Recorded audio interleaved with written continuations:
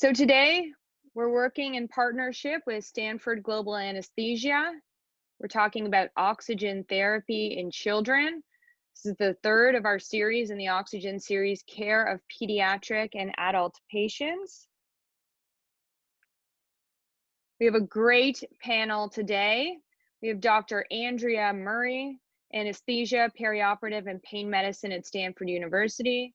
Dr. Cheryl Gooden, Pediatric Anesthesia at Yale School of Medicine. Dr. Chandra Ramamoorthy, Pediatric Anesthesia, Stanford University. Dr. Francoise, Anesthesiology, University Teaching Hospital of Kigali. Dr. Singleton, Pediatric Anesthesiologist, UCSF and Stanford Children's Hospital. Ms. Debbie Lester, Global Health and International Development Specialist. Dr. Travis Reece-Nguyen, Pediatric Anesthesiology, Stanford University. Dr. Chandra Ramamoorthy, Anesthesiology, Stanford University. And Dr. Anna Crawford, Anesthesiology and Critical Care Medicine at Stanford University. So as you can see, a very robust and exciting panel this morning, or this afternoon, I should say, for many of you. We're just going to talk very briefly about the Project ECHO etiquette rules and move right into the presentation. Good morning, everyone. Welcome to this third session in this series. I do want to frame some of the things that we'll talk about today. So I'm going to go ahead and start sharing my screen with you. Many of you received the link in the invitation to the Global Anesthesia and Critical Care Learning Resource Center. So please note that all the information from previous sessions, as well as all the information from this session, including the questions and answers, will be uploaded to this site for you. Also, this site can be used at any time and shared freely with anyone who is unable to attend these sessions. Everything is free and open access, and there are several clinical and academic courses that we are developing on this site. I also want to encourage you to use the site as a forum to communicate with your community. For our first session, we had over 419 registrants and 200 joined the call. We had representation from 55 countries. So many people that attend these sessions are from all over the globe and have different perspectives that we can all learn from. So you can join your community by clicking the community button here, and you can send messages. And then similarly, within each course, you are able to have a chat or discussion. So there are many social aspects to this site that we encourage you to discover. We also want to acknowledge that healthcare providers have a distinct responsibility to advocate for patients and communities, and we want to say that we stand in solidarity for those fighting for social justice and human rights. We strive to improve medical education and healthcare access for all people, regardless of race, national or ethnic origin, gender, age, disability, religion, sexual orientation, gender identity or expression, marital status, or social circumstance. So you can see the Oxygen Series course here, so we're going to go ahead and get started.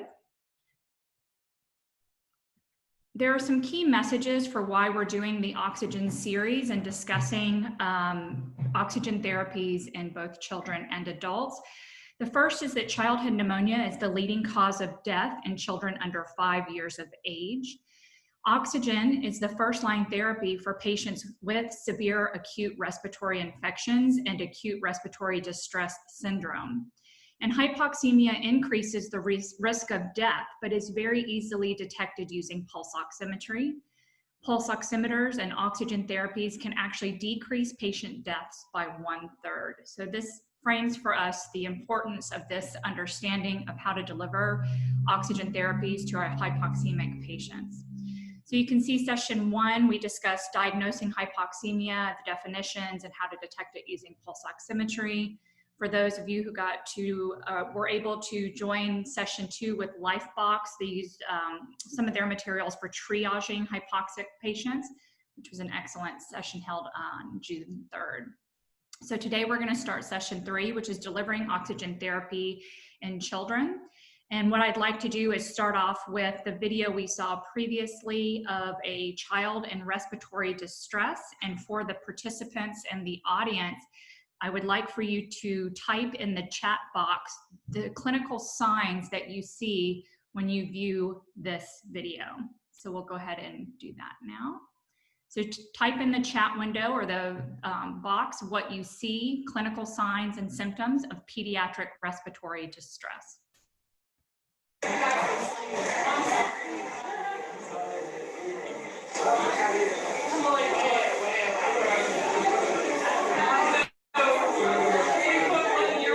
So I looked up asthma and it said C, C. Well, it just says medical.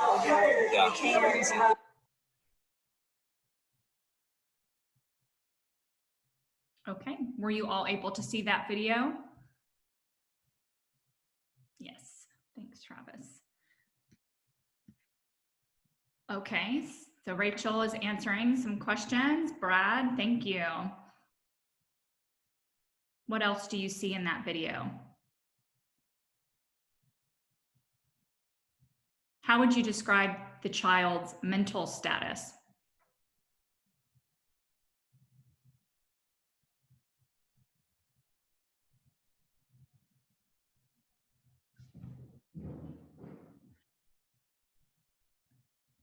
Great, wonderful. So this child had chest indrawing, had nasal flaring, you could see tracheal tug, and decreased level of consciousness or lethargy, labored breathing, abdominal breathing, yeah, wonderful. The child was... Rachel anajibu baadhi ya maswali. Dalili gani nyingine unaziona hapo katika video hiyo? Mtoto huyu wakiingia kwa ndani, pua zilikuwa zikitanuka, alikuwa hajielewi, ana shida kuhema,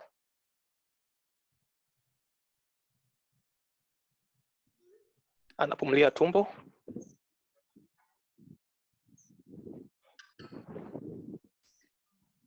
Sorry, Al, just a technical difficulty with the interpretation. We just have to move the Swahili interpretation back over to the Spanish option. Sorry, give us 1 second.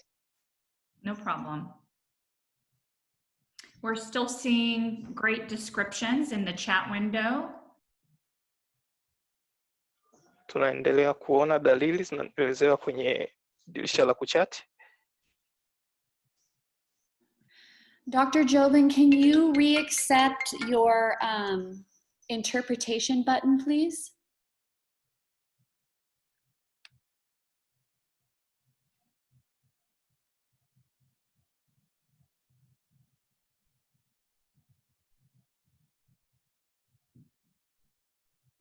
All right, I think we should be okay now. Okay, wonderful.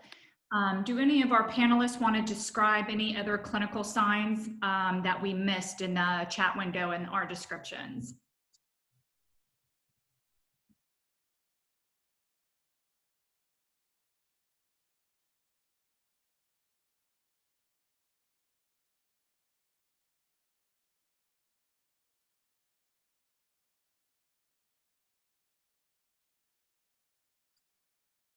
The only one that I think I can see, this is Debbie Lester here, is just what we would call tachypnea. So if you look at, this is a pediatric patient, for a newborn, you'd look at respirations above 60, and then above that for a pediatric patient as well. So I was just reading through these, and it looks like everyone's really got all of the different symptoms here, but really looking also at tachypnea as well. Great, thank you. So that was really a review. We're going to continue on now. So glad that everyone was able to recognize. Can you see my screen now? Yes.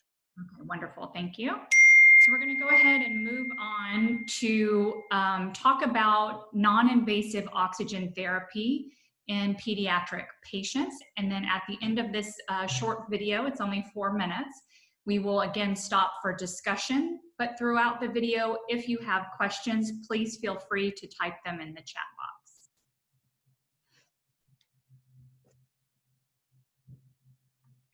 In this video, we will talk about the delivery of oxygen for neonates and children. Clinical signs of hypoxemia in infants and children include central cyanosis, nasal flaring, the inability to drink or feed, grunting, lethargy or drowsiness, chest wall retractions, tachypnea, and head bobbing. Nasal prongs can be used in both children and adults. Usually flow is limited to 1 to 4 liters per minute for children and infants, and 1 to 5 liters per minute for adults. The fraction of inspired oxygen delivered with these flow rates ranges between 28% to 40%. Steps for placement of nasal prongs in infants and children include first ensuring the appropriate size. Second, placing the nasal prongs just inside the nostrils. Then securing with tape. Next, set standard flow rates 1 to 4 liters per minute. And last, monitor the SpO2.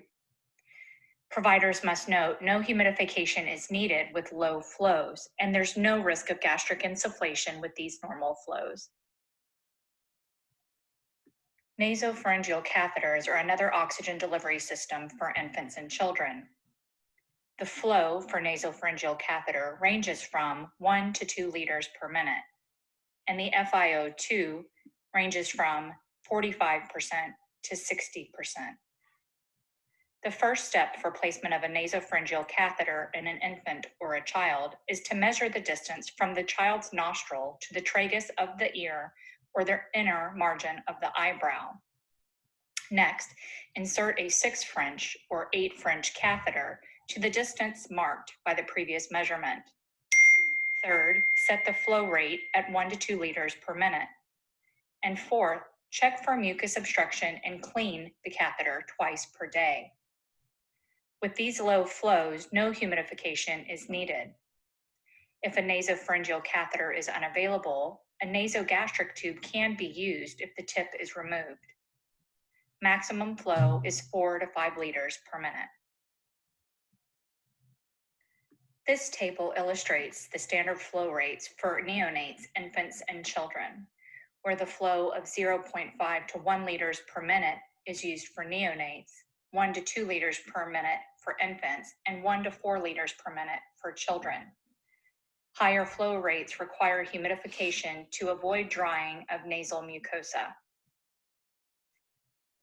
Oxygen masks provide another means for delivering oxygen to children and infants. The steps for placement involve first ensuring appropriate size that's placed over the child's mouth and nose. 2 elastic side straps can be used to tighten the mask to the child's face. Standard flow rates are from 6 to 10 liters per minute, and SpO2 should be monitored throughout. The fraction of inspired oxygen delivered with these flow rates ranges from 44% to 60%. A head box or oxygen tent can deliver oxygen without risk of airway obstruction or gastric insufflation.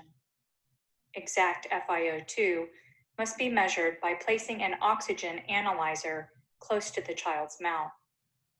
To avoid carbon dioxide accumulation and potential toxicity, recommended flows are at least 2 to 3 liters per kilogram per minute.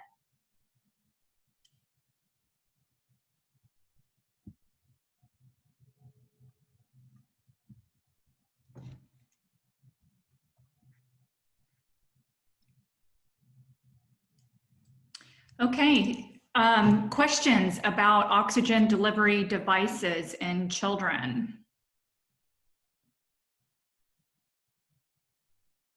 Anything to add from our amazing panelists?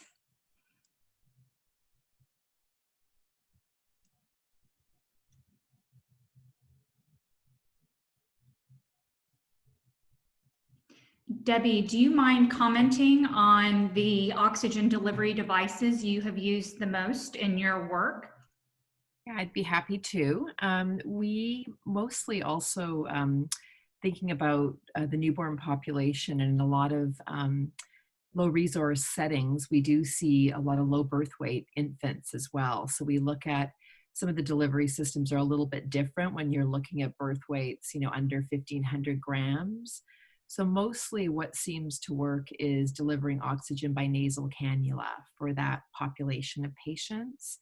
And we do, there's a lot of discussions around, using high flow nasal cannula versus nasal CPAP. But what I've tended to see in my practice is more success with using CPAP in many of the different sort of levels of health centers that we've worked in. There is an issue when you're delivering oxygen via high flow for a neonate, especially a low birth weight neonate, the need for humidification and such. So some of the CPAP delivery systems have that encompassed within them. But I would say nasal cannula is the most, kind of probably what I've seen the most, and it's, cannula are very easily accessible. And I think the other thing just to mention too, when you are using nasal cannula, and especially on low birth weight infants, whether they're premature or also small for their gestational dates, is just making sure that you have the integrity of the skin around the nares. Sometimes it's hard to get the sizes that you need. And so you really want to make sure that the skin around the nares and also the way that the cannula are taped to the face as well can maintain the integrity of the skin. So sometimes we'll put a little barrier down and then we'll kind of tape the sides of the tube to the barrier, and not so that it's not taking tape on and off of premature skin, because that can also cause lifetime sort of scarring and that of some of the facial tissues and such. Thank you for that, Debbie. We have an excellent question from Lucy in the chat box. If you're inserting both an NG tube and a nasopharyngeal tube for oxygen, do you insert the two in one nostril or each into a nostril? So I could answer that if that's, and I'll let my other panelists also chime in. But we would, we would put the nasogastric tube, if you're doing deflation of the stomach, that you could put that in orally, and then you could put the nasopharyngeal in one of the nares. I think I'm understanding the question appropriately here. So I have a question because I take care of mostly adult patients. In the adult population, when we say high flow nasal cannula, that actually implies a completely different device than just a regular nasal cannula at high flow. So I want to make that distinction and ask our pediatric colleagues, when you say high flow nasal cannula, can you describe what that means?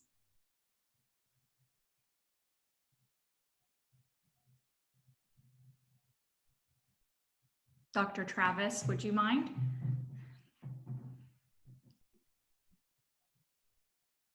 I think we just need Yes, sure. So for us, often the size of the cannula is going to dictate the amount of flow as well as the oxygen delivery tank or the wall mount, etc. For the majority of cases, if we're going to give high flow, or what we call high flow, with humidification, with just a regular nasal cannula, we would go somewhere around 4 to 8 liters before thinking about changing to a higher capacity delivery system, such as a non-rebreather mask if we have the appropriate size.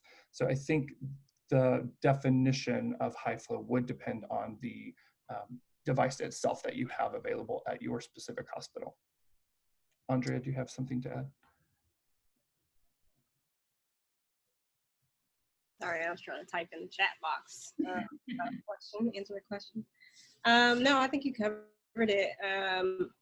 With the device that we have here at Stanford, there is a blender that is utilized to titrate the amount of FiO2 that's administered to the patient.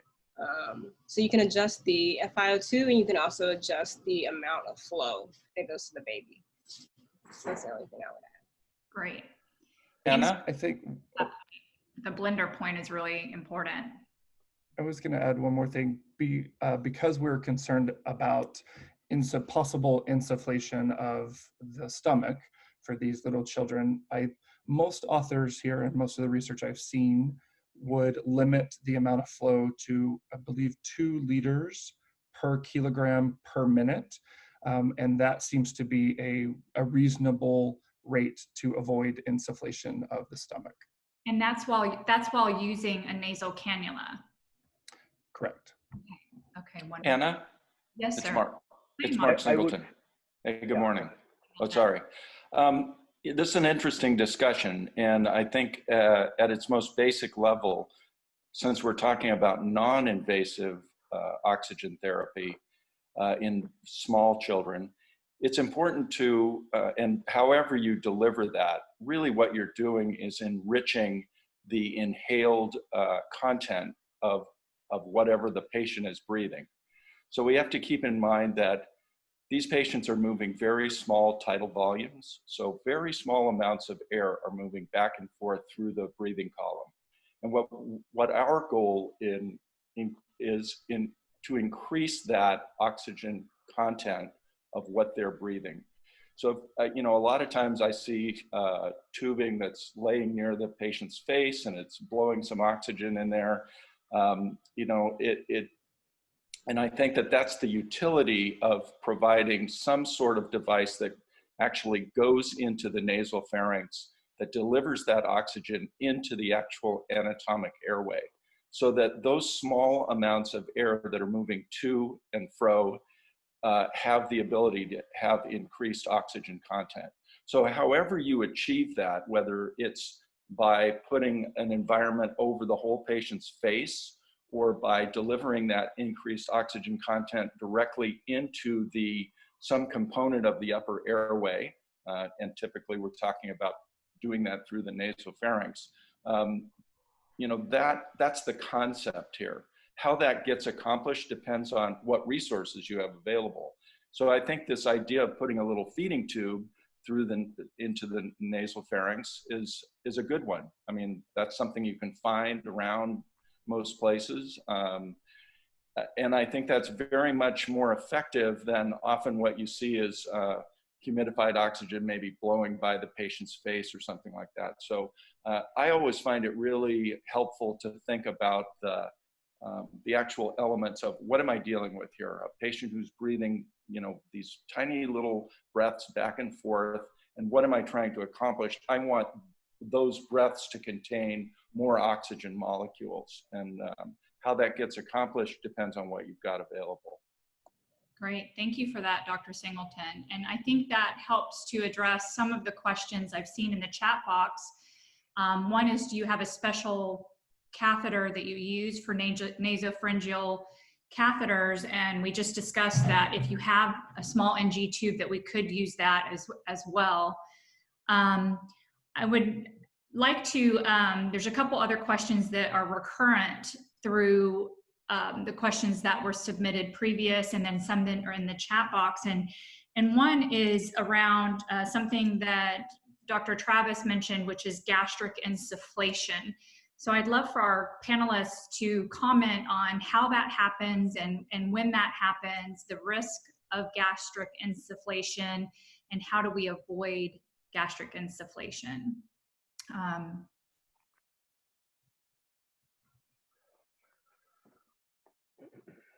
I could respond to that briefly. Okay. Since we're talking about non-invasive breathing or non-invasive oxygen therapy, I think what that really means is that we're relying on the patient's respiratory drive. So, when I talk to residents about the dynamics of breathing, there's a huge difference between driving breath by negative pressure, in other words, the patient's diaphragm. And when we put a mask or an airway, an artificial airway in the patient, and we deliver positive pressure, that's a completely non-physiologic way of breathing, but it's something that we're used to. So when we do that, you know, we take the risk of putting air into the stomach. It's unlikely, unless the baby is crying or gasping, that they're going to entrain air into the stomach by their own mechanics of breathing. We tend to do that when we put a mask on a patient's face and start pumping air through this common airway of the upper airway. Tends to go, you know, both into the trachea and into the esophagus, especially if there's some difficulty and decreased compliance of the lungs secondary to some pathology like asthma or pneumonia or something that makes it more likely that what we're putting in there is going to go into the stomach than into the lungs. And I think it's important to keep the stomach decompressed for a number of reasons. It can lead to the regurgitation of gastric contents. It can also, if you fill the stomach up enough, you can impair the diaphragm so that the dynamics of breathing are less effective. So that's enough from me. Thanks. Dr. Murray, when you're teaching residents about gastric insufflation in small infants, is there a certain flow at which you think this flow is too high and it's going to probably lead to gastric insufflation? Or do you just insert an OG tube once you get past a certain level of flow? Or how do you think about gastric insufflation and liters per minute flow in small children?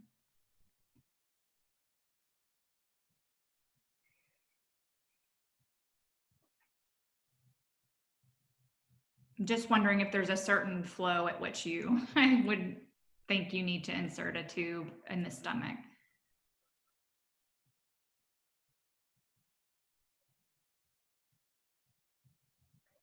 I think you're muted, sorry.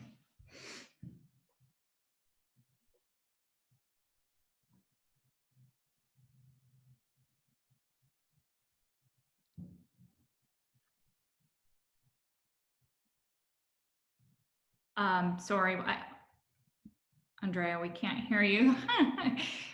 Would anybody else have an idea about what flows? I can try to answer that. I think. Good morning. Oh, sorry. Who is? So I can try to answer that question. So it's like I think it's an important thing is to try to keep the child calm and whatever type of oxygen delivery device you're trying to use. And you know, again, all these systems, as Dr. Singleton was saying, can be kind of put under one tag called open delivery systems, as opposed to the anesthesia delivery system is a closed delivery. In any open delivery system, having the openness in the system itself is the inherent benefit of not letting the stomach, you know, inflate. In this particular case, in most of the time, is the child who is in respiratory distress will have the mouth open. So that in itself provides the exit route for increased pressure. So that often we see as, you know, when we do in practice, use high flow systems, we don't always put an NG tube to deflate the stomach. Okay, so because there is an inherent exit route that prevents the gastric insufflation. I mean, the gastric insufflation is a concern if you're trying to kind of close all the exit routes, if you're trying to close the mouth or kind of put a tight fitting mask.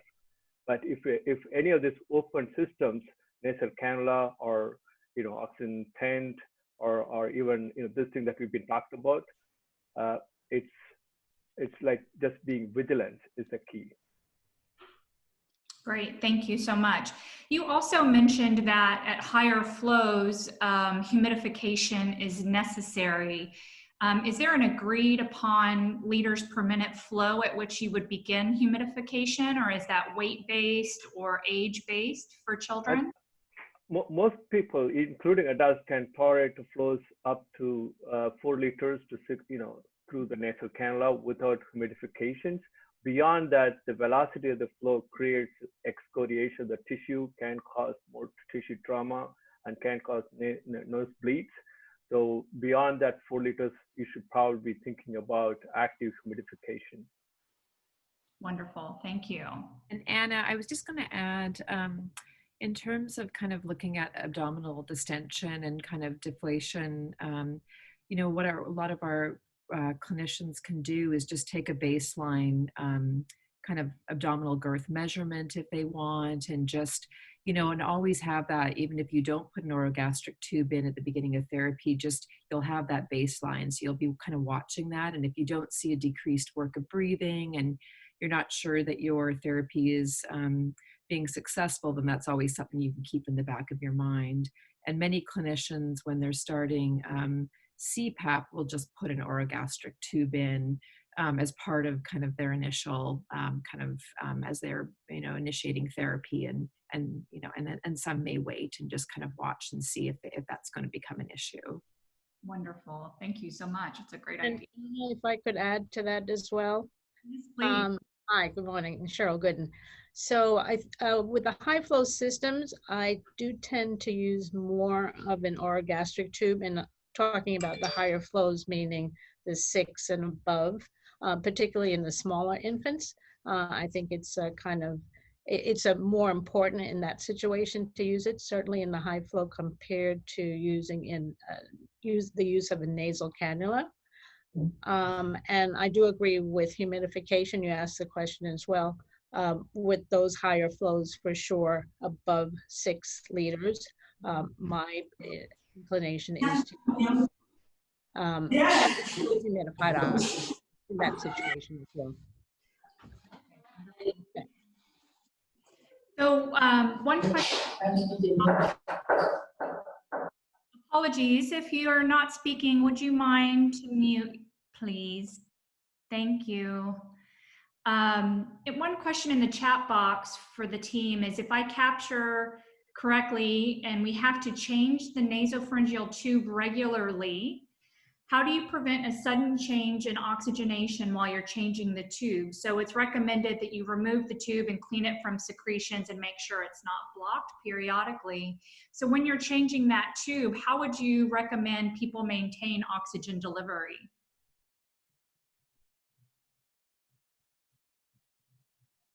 I would suggest using a blow-by device. So you can pretty much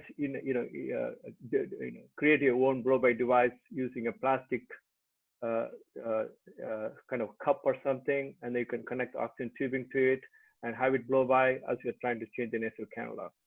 Okay, so blow by oxygen, great. One other question that I think, even though I'm not a pediatric anesthesiologist, I can answer is, can oxygen concentrators suffice in the absence of other oxygen delivery in resource poor settings? And absolutely, an oxygen concentrator can be used for any of these devices. The oxygen concentrator is really limited by its maximal flow rate, but its maximal flow rate is usually around 10 liters per minute. So most of these devices can definitely be run on an oxygen concentrator. Wonderful. So these are great questions. So I think the panelists are doing a great job addressing them and answering them in the chat box. Yes, Dr. Murray. I wanted to add one other thing that we hadn't spoke about yet, which was the oxygen hood. Okay. I think that in low resource, even here in our facilities, we don't utilize those. Usually because it requires so much flow in order to prevent the patient from rebreathing CO2. And also it's very hard to get children to actually lay still, to lay inside of that hood. So I just wanted to address that and give the limitations of that. Thank you for that. Yeah, I had personally not seen an oxygen hood ever before. It is listed in some of our WHO learnings and resources, so I wondered how often that was actually utilized. It looks like Bridget Henry has a question. She raised her hand.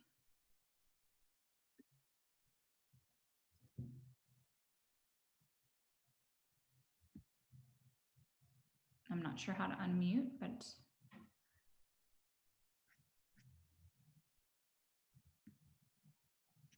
Okay, we'll try to get back to your question. I'm going to go ahead and move on to the next part of the learning session,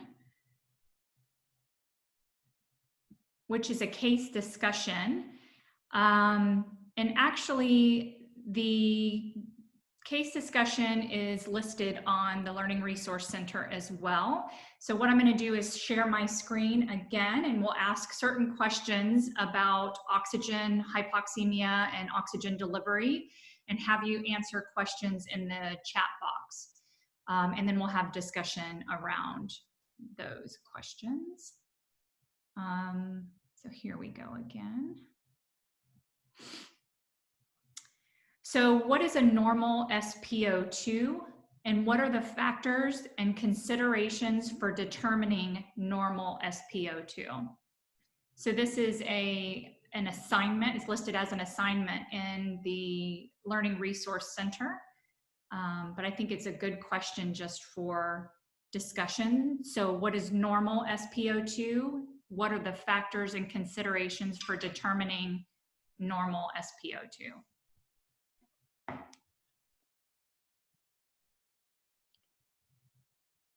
Is that a question that you're opening up, Anna? That's right, yeah. And I was hoping that we could maybe get some of the participants to answer in the chat box. And we have one answer right now, which is 95 to 100%. But I'm wondering if the audience has any other ideas about what normal SpO2 may be.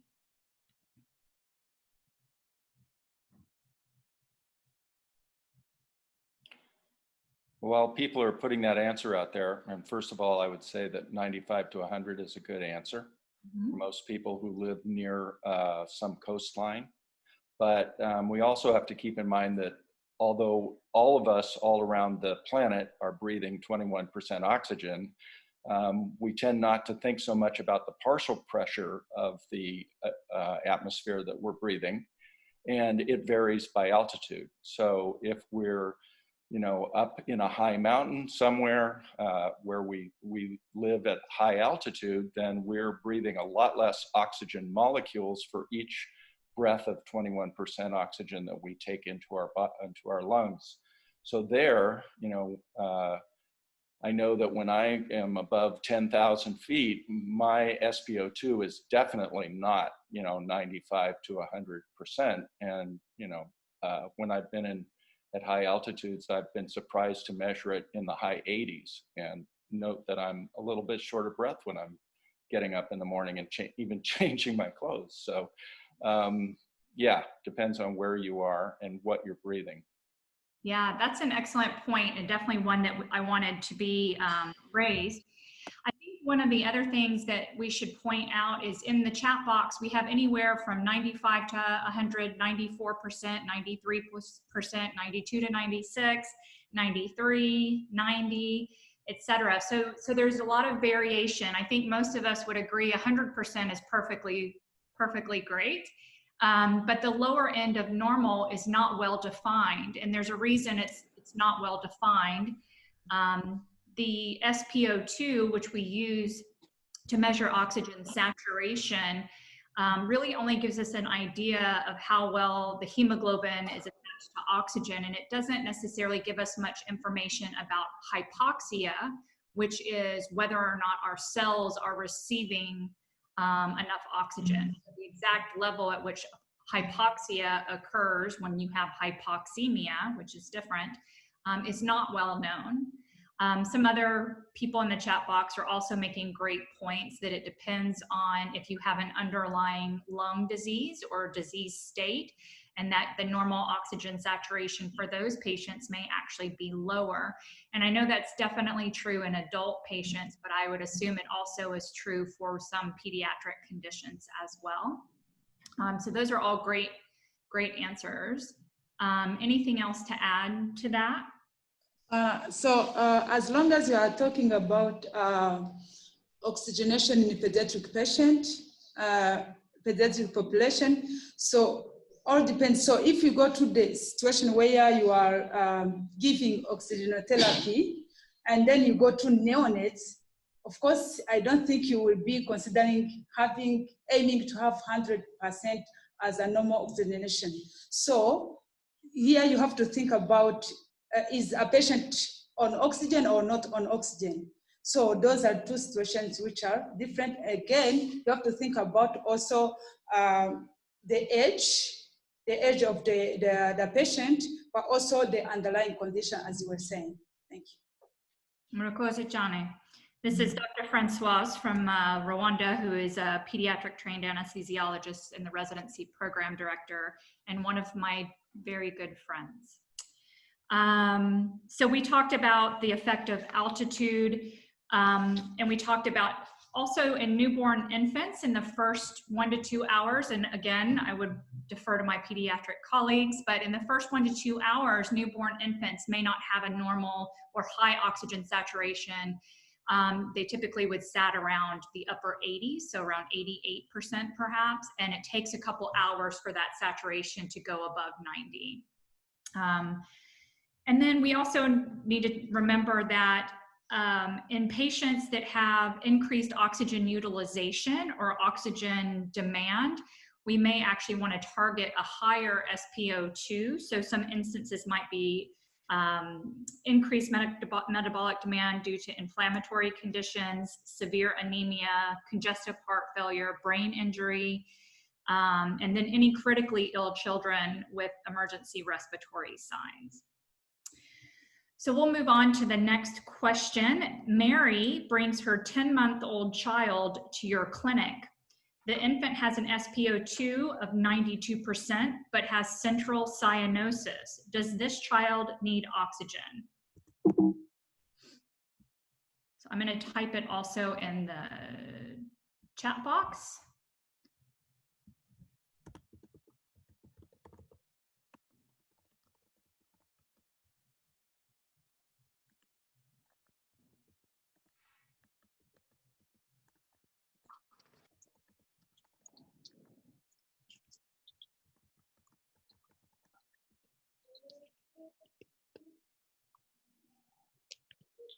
Oma, is it? Yeah. Oh. Yeah. Can you please mute yourself if you're not speaking? Thank you.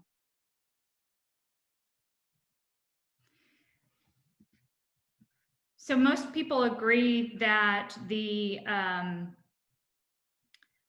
child needs oxygen. According to our panelists, why would this child need oxygen if the SpO2 is 92%?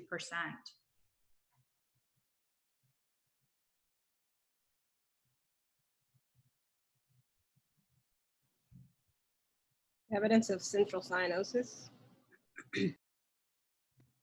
So that's a clinical sign of hypoxemia or increased oxygen need. So despite having the SpO2 of 92%, this child could benefit from oxygen. Wonderful.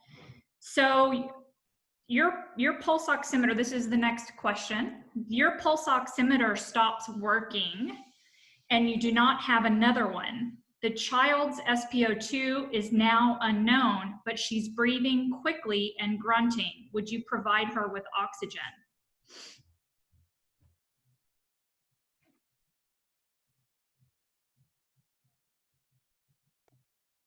I think it's reasonable, if this child is showing signs of respiratory distress, it may be related to hypoxemia, but it may also be related to the mechanics of breathing. So, if this is something caused by airway constriction, a foreign body, who knows what. So respiratory distress can be multiple causes. Assisted breathing may be what's needed rather than oxygen. Most of us would provide both assisted breathing and supplemented oxygen content. So, we would put a mask on the patient's face and try to give them a little bit of extra breath every time they initiate a breath. that would be my approach. Yeah, I think the point is sometimes we don't have pulse oximeters, or we have a pulse oximeter that stops functioning and we may not immediately have another pulse oximeter. So we need to be able to recognize clinical signs and symptoms of respiratory distress or increased oxygen needs. So indications for oxygen would be central cyanosis, nasal flaring, tachypnea, also the failure to feed and lethargy, similar to the baby that we saw in the first video. A baby that looks like that, I think most people would go ahead and start to administer oxygen. So then the next question is, how would you provide this child with oxygen? Remember, this is a 10-month-old child with central cyanosis and grunting. What would you start with for oxygen therapy?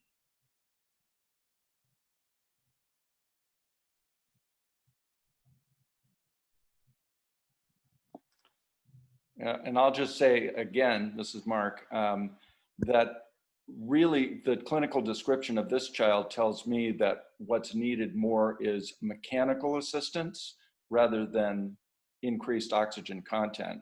So if I have an ambu bag that's available to me, which is a device that doesn't necessarily incorporate supplemental oxygen into its features, I can provide that child better oxygen delivery simply by assisting those ventilations, probably than I can by adding extra oxygen to its already inadequate breathing.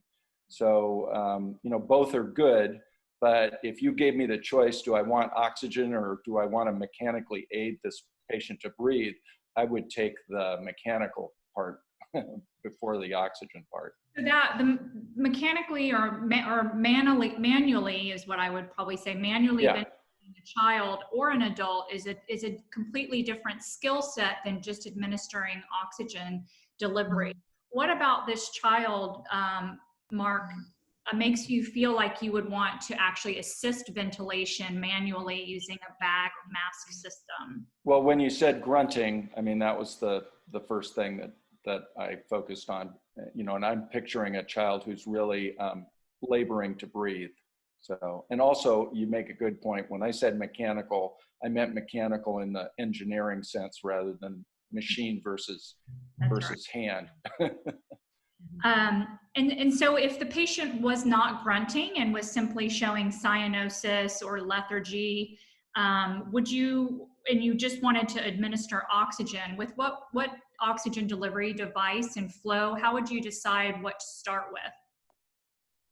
Well, I think RJ made a good point earlier that keeping a child calm is a very important aspect of helping them when they're having trouble breathing. So the least invasive thing would be what I would start with. And that would probably be just a blow-by, some way of increasing the oxygen content of the ambient air around the face and mouth that the baby was breathing. And then, you know, I would move on to putting something in their nose, maybe putting a mask on their face, something that, until I achieved the effect that I needed, that I wanted to have, which really is to make the baby more comfortable and to show signs of increased oxygen delivery if I have a device that can measure that.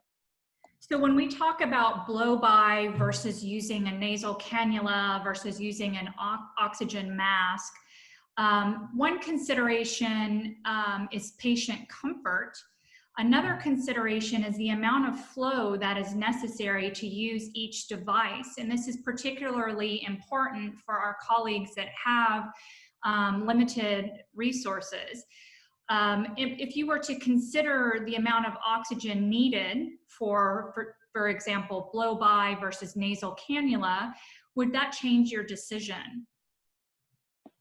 Well, again, you know, thinking about this as where am I delivering this oxygen? So, and that's the reason that we put things in patients' noses and put a mask over their face, is to be able to get that oxygen more directly into their airway and into their gas exchanging, you know, alveoli. So it's really a matter of what you have available but you want to get that delivery as proximal to the lungs as you can, I think. So if you can use a nasal cannula or a mask, that would be preferable if the patient would tolerate, it sounds. Yes, that would be my choice. I know that in our setting, we don't have limitations very often to our oxygen supply. So if we do a blow-by device, we actually just turn the oxygen up with not really thinking, as long as we know our flows are high. But if we have a limited supply of oxygen, then that becomes another factor that we need to consider. So that situation, we would try to get by on a nasal cannula if possible. Yes, Dr. Murray? And also, I would add that in the smaller infants or neonates, even a small amount of nasal cannula can be very beneficial to provide some level of PEEP or opening up the airways to assist and decrease the amount of retractions that they have or increased respiratory work of breathing. So if you've started with a nasal cannula and you feel like you've reached your maximum flow of 2 liters per minute, and then you check the pulse oximeter again and the saturation is 88 or 89%, what would you do next? I think one thing we have to kind of understand in this child having respiratory distress is often in this age group, there is significant nasal secretions and obstructions. So all it sometimes needs is a gentle nasal suction to clear up the nasal passages, because as you know, these kids are obligate nasal breathers. So no matter what technique you are applying, if there is nasal obstruction, it's not going to reach the child. So all it takes is gentle suction, and then reapply the nasal cannula again at the low flows. And that should probably, get the child calmer. And often that's a very basic, simple step you can do. Okay, wonderful. And something I'd like to add to that, not only how you deliver the oxygen, but I think also positioning.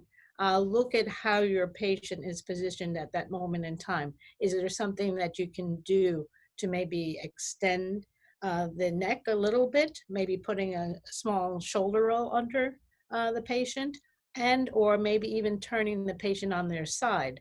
That may help to open up the airway even more so and improve their overall saturation.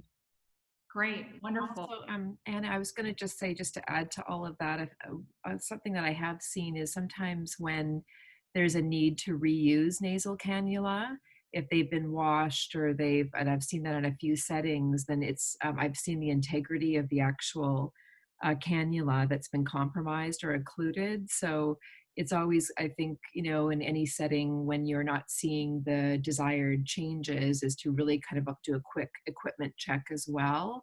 And just look at the integrity of whatever the system is that you're delivering, and just make sure you've got your connections in correctly and you've got your flow meter where it needs to be, and then just checking the integrity of all your tubes and cannula as well. Wonderful. So I just want to recap, because I think the Learning Resource Center materials talk a lot about the different oxygen delivery devices and the different flows of oxygen delivery. And those are the questions that we've been talking about in the chat box. But I think you guys are making really excellent points in that we also need to consider patient comfort. We need to consider whether or not the patient needs to be suctioned and that the nares or nostrils are clear, and that we want to double check our equipment to make sure that it's not occluded and that it's functioning properly, and that even just changing the patient's position may be enough to improve their respiratory mechanics and breathing. So all of those are really excellent points. Thank you so much. This is why I'm so excited to have this amazing panel. Great. Anna? Yes. It's Mark again, and I apologize that I'm going to need to leave the discussion. But before I do, I happened to notice an interesting comment or question actually from Lucy earlier when we were talking about humidification, and she asked if there was a way of making some homemade humidification device. And I'm no expert, though we rely on our trained respiratory therapists to help us with those sorts of things. But I'm thinking about being able to create some way of the oxygen that you're delivering passing through water, and warm water that could pick up some moisture. So what we give to patients that comes out of an oxygen concentrator or a cylinder is dry gas. We don't even breathe dry gas when we're sitting here talking to each other. Most, depending on the atmospheric conditions, what we breathe has some amount of humidification in it anyway. But I think if you could create a system where the oxygen that you're delivering bubbles through a chamber that was airtight so that it maintained pressure and then went to your patient, you might be able to create some humidification. And obviously warming that water would increase the amount of humidification. So I just thought that was a very insightful question. Yeah, great. So I'm gonna, if you go through the assignment with the clinical discussion and questions, there are a few more questions, but I'll let the audience go through that online on their own. I do wanna move forward because we like to run over time, and I wanna be conscientious of people's time, but we have another discussion on bubble CPAP and how to set up a bubble CPAP. So I wanna show a video about that now, and then we'll talk a little bit more about that. And I know our expert Debbie has a lot of experience with bubble CPAP. So if you want to go through the video discussion, you can, and it has the answers to all the questions. Not as conclusive as our wonderful discussion we just had, but so this is the video on bubble CPAP that we'll watch next. Pediatric patients who do not improve with other non-invasive oxygen delivery systems may benefit from CPAP or continuous positive airway pressure. All images and information can be found in the WHO Oxygen Therapy for Children publication, which is linked to the Learning Resource Center online. CPAP is indicated in spontaneously breathing patients in respiratory distress. CPAP uses positive pressure, which keeps airways open, decreases atelectasis, improves oxygenation, and decreases the work of breathing. When patients fail to improve with oxygen delivery using nasopharyngeal catheters, nasal cannula, or face mask, then CPAP may be an effective option of respiratory support. CPAP is not advised in patients with nasal or facial fractures, as pneumocephalus may result. Similarly, CPAP should be avoided in patients with pneumothorax, as the air cavity can expand under positive pressure. In patients with severe respiratory distress or severe hypoxemia, CPAP may not be enough support, and invasive means of mechanical ventilatory support should be considered. If pre-made purchased CPAP devices are not available, a simple bubble CPAP can be assembled using readily available supplies. Providers should become familiar with their own local resources and understand what oxygen delivery devices are available for their patients. Simple bubble CPAP setup requires an oxygen supply, whether pipeline, cylinder, or concentrator, a flow meter, humidifier attached to the oxygen source, a simple nasal cannula of appropriate size, a clamp such as a surgical hemostat, sterile water in a bottle, a ruler for measuring centimeters, and gauze or tape to secure the device to the patient's head and face. A key learning point is that oxygen in high concentrations can be toxic to neonates born at less than 32 weeks of gestation. High oxygen delivery can lead to retinopathy of prematurity. Therefore, an oxygen air blender must be used with bubble CPAP.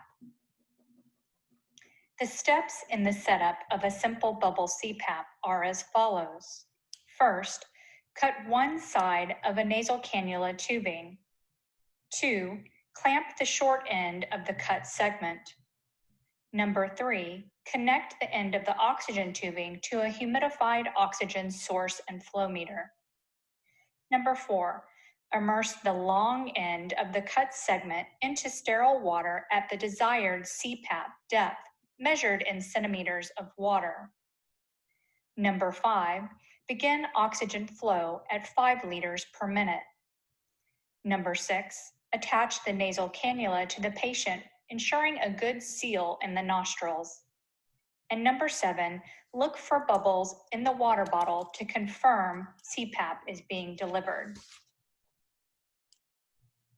Another key learning point is that bubbles in the water bottle must be able to escape the bottle to avoid buildup of pressure. Providers must not occlude the top of the water bottle for any reason. Maintaining the bubble CPAP safely includes changing the sterile water daily to prevent infections and cleaning the nasal cannula at least 1 time per shift to prevent occlusion by secretions. If bubbles are not seen in the water bottle, then CPAP is not being delivered to the patient. Providers must know how to troubleshoot the apparatus to prevent injury to the patient and to ensure adequate breathing support. Providers must ensure flows are at least 5 liters per minute, that all connections are tight-fitting, and that there is a good fit or seal of the cannula at the nostrils. If positive pressure is being lost by the patient breathing through their mouth, then providers can consider using a chin strap to ensure nose breathing resumes and positive pressure is maintained. Bubble CPAP is not without complications. Complications include rebreathing of carbon dioxide with low flows or obstruction of the exhalation limb.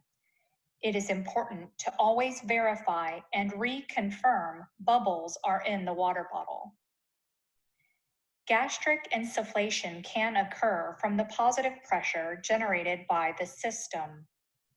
This can be particularly concerning when using a chin strap, as vomiting and subsequent aspiration are possible. Providers must closely monitor all patients on CPAP and have increased vigilance when a chin strap is in place. Skin breakdown can occur at the nostrils. This becomes more likely if the cannula is stiff, is not secured well and moves frequently, or is the wrong size for the patient. Pneumothorax can occur or worsen with positive pressure, so providers must continuously reassess their patients' breathing patterns and bilateral breath sounds. Excess secretions do occur when initiating bubble CPAP, but should decrease or subside by 4 to 6 hours. Bedside providers must be sure to clean the nasal cannula and ensure it is free from obstructing secretions.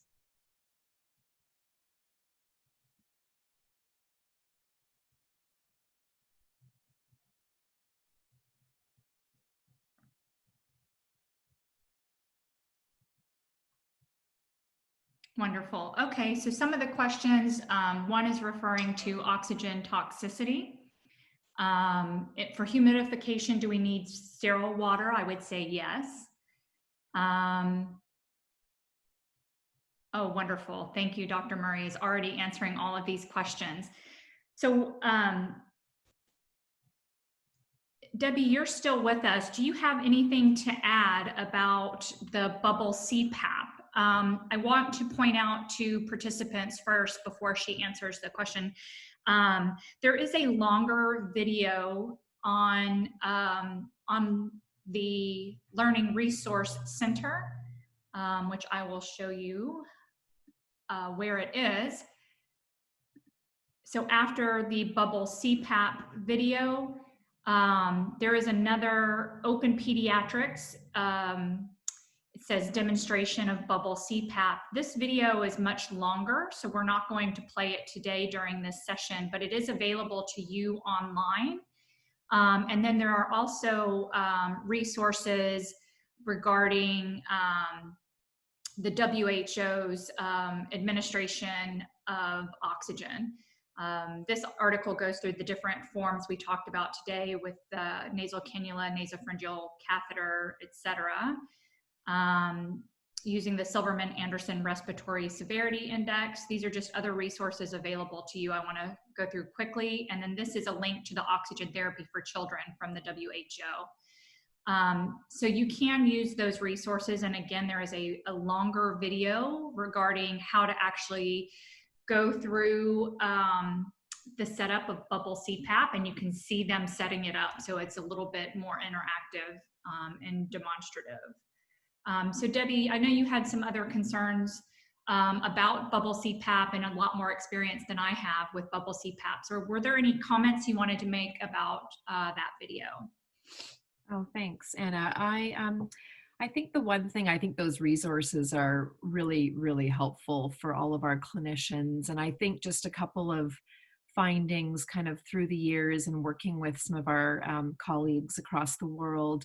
We held in East Africa, a bubble CPAP symposium where we asked different clinicians to bring in their various devices that they were using. And one of the things that we were very fortunate to have some testing there, so we could actually test the pressures that were being delivered by many of the different systems that were brought in. And I think just a word of caution that not all of them were delivering CPAP. So I think that there's a lot of well-intentioned when you have maybe some donated equipment or devices, or some of when you're kind of putting your kits together yourself, it's really, just really going through the instructions as carefully as you can, because sometimes when you're not seeing an improvement in your patient, it could be that you're actually not delivering what the CPAP, what CPAP is meant to deliver. And you actually could be, say, having nasal cannula in there, but actually not really delivering any sort of pressure that CPAP is meant to deliver. I would say that, the troubleshooting, and I'll also, Anna, I'll upload some more troubleshooting documents. I was just trying to revise them, but we'll get them in there for all of our colleagues. So I'll make sure that we have those if you are having trouble with your systems. There is some great work being done. We talked about blending of air and oxygen, and in low birth weight infants, that's really incredibly important. So retinopathy of prematurity, we know that low birth weight infants, especially premature infants, many of them have immature vessels in their eyes. And so at high levels, oxygen is actually toxic. And so what we like to do, if we have the ability to monitor even by saturation, is keeping those saturations maybe a little lower than we might when we're delivering oxygen to those very low birth weight babies. So maybe kind of in the high 80s to low 90s. And there's a lot of devices that we're looking at that can offer air and oxygen blending. That's a little bit easier when you're putting your systems together versus what we may, have in some settings where we actually have a manometer that we can use to kind of blend the two and sort of easily and regulate that. So, and I'm happy to put some of those resources to point everyone in the right direction. But I think there is a lot of attention to this when we look at providing access to oxygen in different, sort of levels of health centers across the world, as well as bringing that realization of oxygen sort of toxicity as well, which you spoke about. But I'll get some also additional resources if that would help others, and I'm also happy to answer any questions. Yeah, thank you. We'll upload those to the Learning Resource Center so everyone can use them. Thank you.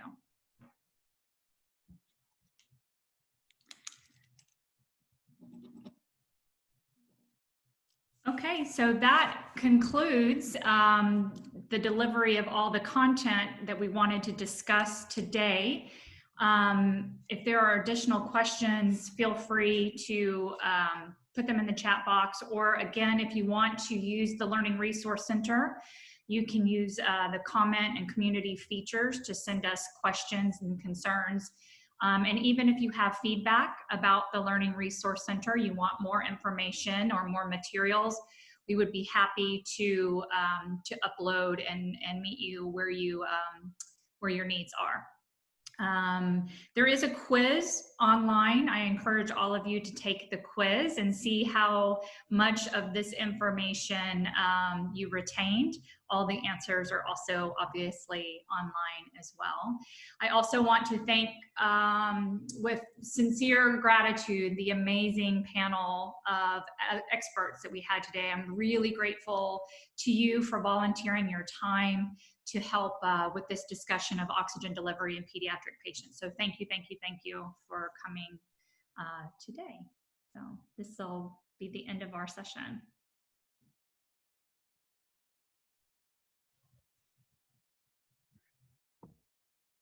And I'm happy to answer any remaining questions if people have some. Yeah. Thanks. Yeah, thank you so much to the panel. I just leaving a minute to see if anyone does ask any immediate questions in the chat. Otherwise, we will continue this conversation offline. As you can see here, Alana has put up a link or a QR code to our What's Up group that we've started for this oxygen series. This allows everyone to continue the conversation afterwards, and please join. And again, if you have any issues joining, please send an email to our echo@assistinternational.org. Again, if there are any final questions, I don't see any, so that's great. Thank you again to all of the panelists. Thank you to Dr. Crawford for organizing this and creating this Learning Resource Center. And I want to just thank those that make these sessions possible: GE Foundation, Grand Challenges Canada, UBS Optimus Foundation, and Alma Philanthropies. And we will be hosting another session again, same time next week. So please join us then. And we'll see you all soon. Okay. Have a great day. Thank you. You too. Bye-bye. Yeah. Mm-hmm.